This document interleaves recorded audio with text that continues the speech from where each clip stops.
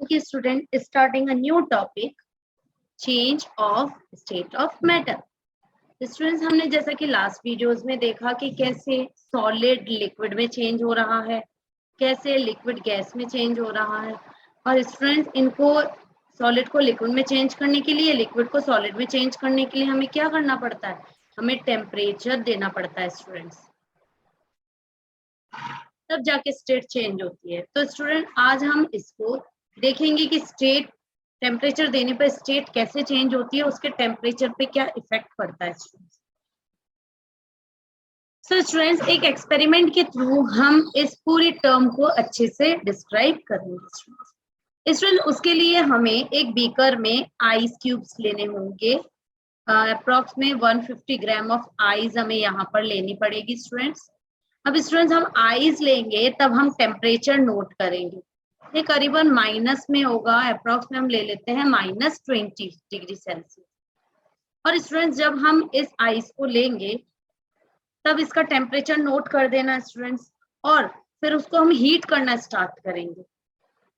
जब हम इसको हीट करना स्टार्ट करेंगे तो स्टूडेंट्स क्या होगा, ये जो आइस है वो आइस धीरे धीरे मेल्ट होके वाटर बनेगी, और हीट देने पर वो वाटर क्या बनेगा? वेपर में कन्वर्ट हो जाएगा स्टूडेंट्स। अब स्टूडेंट, इसको हम टेम्परेचर के बेस पे देखते हैं स्टूडेंट्स। स्टूडेंट्स देखो क्या रहता है कि जैसा कि स्टूडेंट्स, हमने यहाँ पर आइस लिया। आइस जो है यहाँ पर उस टाइम पर -20 डिग्री सेल्सियस था, और हीट देने पर, टेम्परेचर देने पर ये -10 डिग्री हुआ। और अब स्टूडेंट एट 0 डिग्री पर ये मेल्ट होना स्टार्ट हुआ। मीन्स आइस किस में कन्वर्ट हो रही है? वाटर में कन्वर्ट हो रही है। सो आइस वाटर में कन्वर्ट हो रही है। इस जगह पर 0 डिग्री पर कौन सा स्टेट है? यहाँ पर तुम्हें आइस भी मिलेगी तो सॉलिड भी मिलेगा, और वाटर भी मिलेगा, लिक्विड भी मिलेगा। इट मीन्स 0 डिग्री पर हमें सॉलिड और लिक्विड दोनों मिलते हैं, क्योंकि यहाँ पर सॉलिड मेल्ट होके लिक्विड में कन्वर्ट होता है, इसीलिए इसको मेल्टिंग पॉइंट बोला जाता है।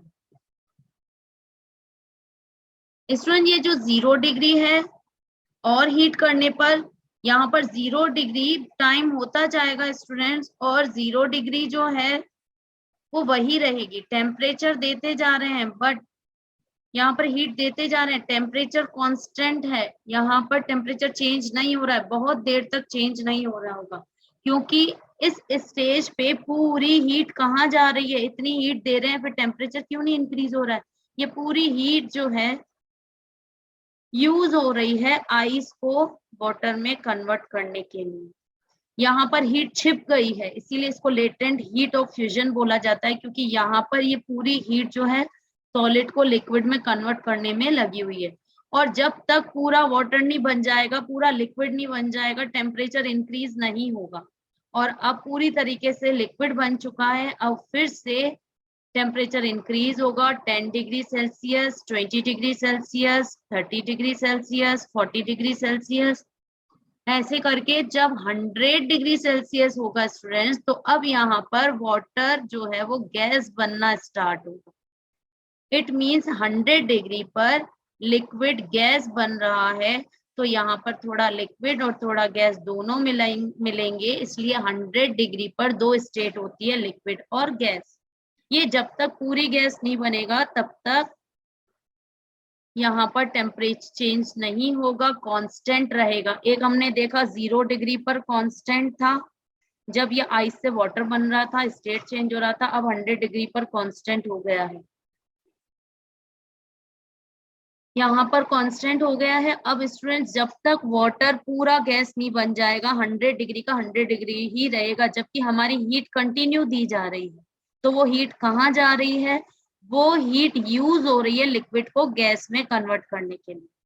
तो यहाँ पर ये जो हीट है वो छिप गई है, तो ऐसी हीट को क्या बोलेंगे? यहाँ पर लिक्विड से गैस बना रही है, वेपर बना रही है, इसलिए इसको लेटेंट हीट, छिपी हुई हीट ऑफ वेपराइजेशन बोला जाता है। जैसे यहाँ पर लेटेंट हीट छिप गई है क्योंकि वो मेल्ट होने के काम हो रही है, फ्यूजन होने के काम हो रही है, तो लेटेंट हीट ऑफ फ्यूजन बोला जाता है। ऐसे ही यहाँ पर छिपी हुई हीट को जो दी जा रही है, टेम्परेचर शो नहीं कर रही है, इसको वेपराइजेशन बोला जाता है। तो लेटेंट हीट ऑफ वेपराइजेशन किस पर होता है? 100 डिग्री सेल्सियस पे, जब लिक्विड गैस में कन्वर्ट हो रही है। और लेटेंट हीट ऑफ फिजन जो है वो कहाँ पर हो रहा है? वो हो रहा है सॉलिड जब लिक्विड में कन्वर्ट हो रही है। स्टूडेंट्स, अब और हीट देने पर ये 100 से अबव जाएगा टेम्परेचर और वेपर बन के उड़ जाएगा। तो हमने देखा यहाँ पर कि सबसे पहले -20 पर आइस थी, मतलब सॉलिड था। -10 पे भी सॉलिड था। 0 डिग्री पर ये सॉलिड से लिक्विड बनने जा रही थी, तो थोड़ा सॉलिड और थोड़ा लिक्विड था, और ये 0 डिग्री में बहुत टाइम लगा। यहाँ पर कांस्टेंट हो गया टेम्परेचर, क्योंकि पूरी हीट किसमें यूज हो रही है? लिक्विड को गैस बनाने में। और जब तक आइस को वाटर बनाने में पूरी यूज हो रही है, और जब तक पूरा वाटर नहीं बनेगा तब तक ये टेम्परेचर चेंज नहीं होगा। जैसे ही वाटर बनेगा ये 10 डिग्री से 20 डिग्री, 30 डिग्री और 100 डिग्री तक चला जाएगा, और 100 डिग्री पर वाटर अब गैस बनना स्टार्ट हो जाएगा। इसीलिए यहाँ पर लिक्विड गैस, 100 डिग्री पर लिक्विड और गैस दोनों स्टेट मिलेंगे स्टूडेंट्स। और यहाँ पर जब तक यहाँ पर भी 100 डिग्री कांस्टेंट हो जाएगा जब तक पूरी गैस नहीं बन जाएगी। तो आज हमने देखा कि किस तरीके से टेम्परेचर चेंज होता है, पर 0 डिग्री और 100 डिग्री पर टेम्परेचर कांस्टेंट हो जाता है। इसीलिए 0 डिग्री को मेल्टिंग पॉइंट बोला जाता है और 100 डिग्री को बॉइलिंग पॉइंट बोला जाता है। So what is boiling point? Boiling point is the temperature at which a liquid changes to gas. Liquid gas में change होता है जो 100 डिग्री पर है, और मेल्टिंग में टेम्परेचर जो है सॉलिड से लिक्विड में चलता है जो कि 0 डिग्री पर है। और यहाँ पर 100 डिग्री पर जो इतनी हीट जा रही है पर टेम्परेचर चेंज नहीं हो रहा है, रीजन क्या है? वो लेटेंट हीट रे, छिप रही है हीट। यहाँ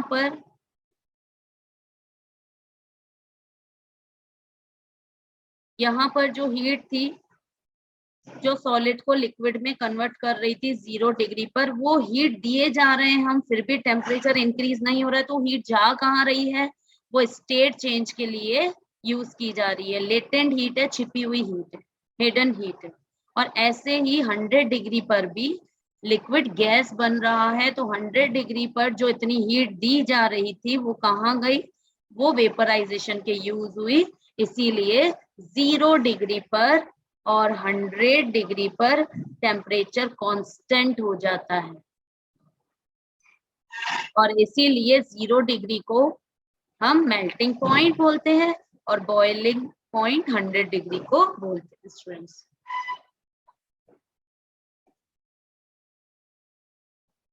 ओके स्टूडेंट्स, तो हमने क्या समझा? लेटेंट हीट क्या होता है? लेटेंट हीट वो हीट है जब हम सप्लाई करते हैं तो उस टाइम पर टेम्परेचर तो इंक्रीज नहीं होता है पर स्टेट चेंज होता है, और उसी पोजीशन को, उसी चीज को हम लेटेंट हीट बोलते हैं। और ये दो तरीके की होती है, latent heat of fusion and latent heat of vaporization. So what is latent heat? Latent heat is the heat supplied to a substance during the change of its state. ये दो तरीके की है, एक लेटेंट हीट ऑफ फ्यूजन और एक latent heat of vaporisation.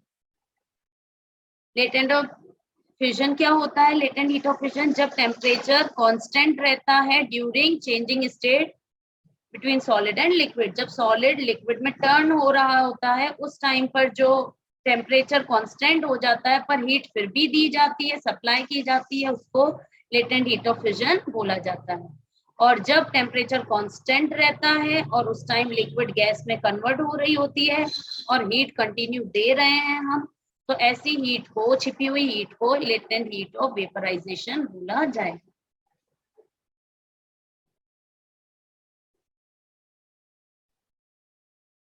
Okay students, हमने इस एक्सपेरिमेंट से क्या ऑब्जर्व किया?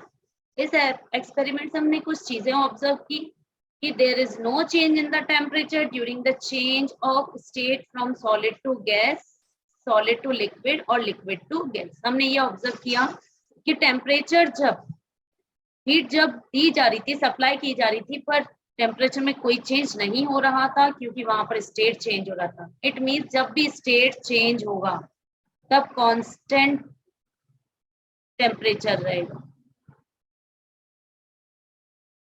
As we know that for the change of state heat is required, क्योंकि स्टूडेंट ऐसा क्यों हुआ, टेम्परेचर कांस्टेंट क्यों रहा, क्योंकि जब भी स्टेट चेंज होती है तो एक्स्ट्रा हीट की जरूरत पड़ती है, और वो एक्स्ट्रा हीट जब हम देते हैं तो टेम्परेचर शो नहीं होता है, बट वहां पर हीट एब्जॉर्ब हो रही है मेल्टिंग के टाइम पर भी और बॉइलिंग के टाइम पर भी, पर वहां पर स्टेट चेंज हो रहा है बट टेम्परेचर में कोई चेंज नहीं आ रहा। So as we know that for the change of state, heat is required. The substance absorb heat during melting or boiling without change in its temperature. Generally on heating, temperature of substance increases. वैसे तो हम heat करते हैं तो temperature increase होता है, पर state के टाइम पर टेम्परेचर में कोई भी चेंज नहीं हो रहा है। तो हमने ये देखा कि नॉर्मल जब हम हीट देते हैं तो टेम्परेचर इंक्रीज होता है, पर जब स्टेट चेंज होता है तो कोई भी टेम्परेचर कांस्टेंट ही रहेगा।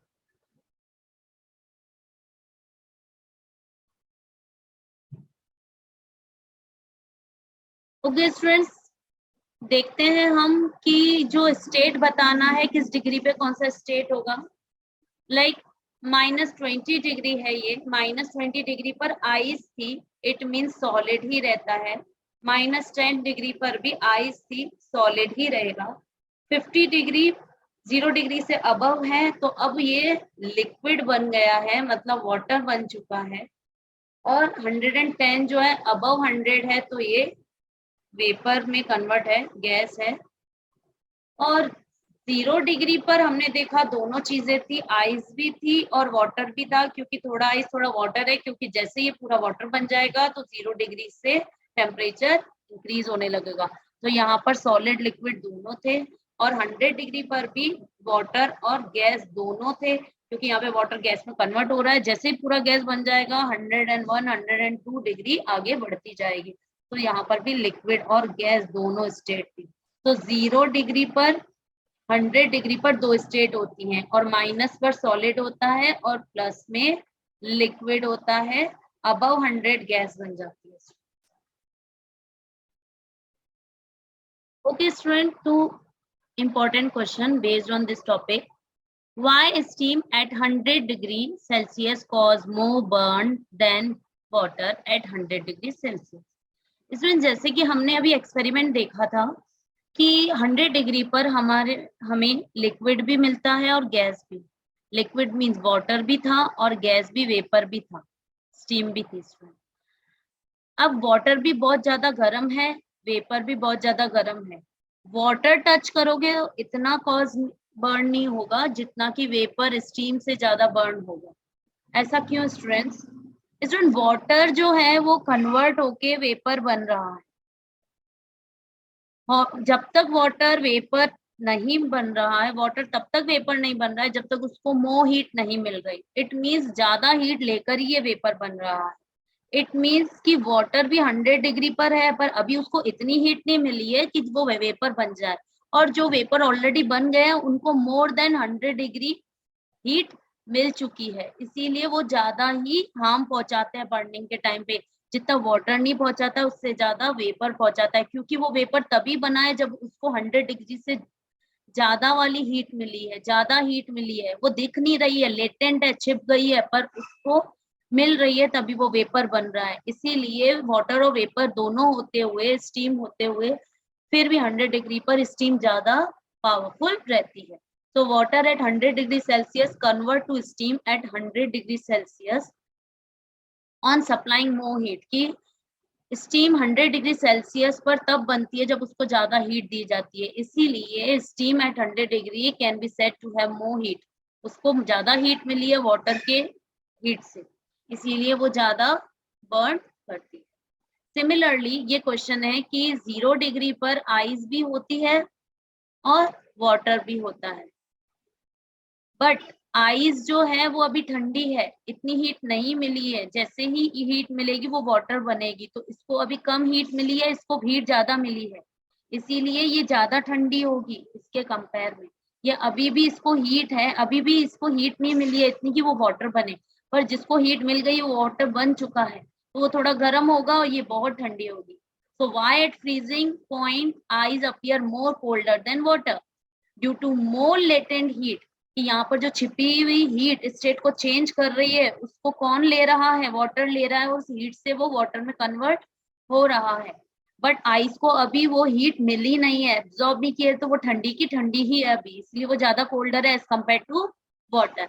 सो due to more heat absorb by ice as compare to water at same temperature पर, दोनों 0 डिग्री टेम्परेचर पर जितना जितना वाटर बनता जाएगा वो ज्यादा हीट से बनेगा, और जो आइस है वो अभी भी ठंडी है, अभी भी कोल्डर है, इसीलिए आइस ज्यादा कोल्डर होती है एज कम्पेयर टू वाटर।